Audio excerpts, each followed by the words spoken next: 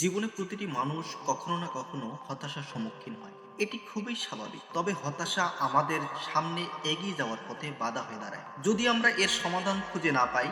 আজকের এই ভিডিওতে আমরা জানবো কিভাবে হতাশা থেকে মুক্তি পেতে পারেন। হতাশার প্রধান কারণ হতে পারে জীবনের কোনো লক্ষ্য পূরণ না হওয়া, সম্পর্কের টানাপোড়েন, কাজের চাপ বা হঠাৎ কোনো বড় ধাক্কা। আমাদের প্রত্যেকের জীবনে এমন পরিস্থিতি আসে যখন মনে হয় সবকিছু শেষ, কিন্তু এই মুহূর্তেই সবচেয়ে গুরুত্বপূর্ণ আপনার মানসিক হতাশা অনেক সময় চুপিসারে আমাদের জীবনে প্রবেশ করে। যেমন কিছুতেই মনোযোগ ধরে রাখতে পারছেন না, সবসময় ক্লান্ত অনুভব করছেন, প্রিয় কাজেও আগ্রহ হারাচ্ছেন এবং নিজের উপর আস্থা হারিয়ে ফেলছেন। এসব লক্ষণ আপনাকে বুঝতে সাহায্য করবে যে আপনাকে হয়তো একটু থামতে হবে এবং নিজের যত্ন নিতে হবে। হতাশা কাটিয়ে ওঠার জন্য কিছু গুরুত্বপূর্ণ পদক্ষেপ নিতে হবে আপনাকে। যেমন খোলামেলা কথা বলুন, কাছের বন্ধু বা পরিবারের সঙ্গে কথা বলুন, নিয়মিত শরীরচর্চা করুন। এটি আপনার মস্তিষ্কে সুখী হরমোন তৈরি করতে সাহায্য করে। ছোট ছোট লক্ষ্য স্থির করুন, প্রতিদিন সামান্য অগ্রগতি আপনাকে আশাবাদী করে তুলবে। কখনো কখনো একজন থেরাপিস্টের সাহায্য অত্যন্ত কার্যকর হতে পারে। নিজেকে সময় দিন, নতুন কিছু শিখুন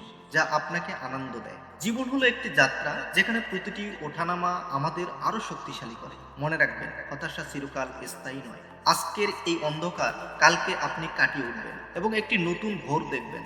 আপনার ভিতরের আলো কখনো নিভতে দেবেন না, কারণ আপনি আপনার জীবনের নায়ক।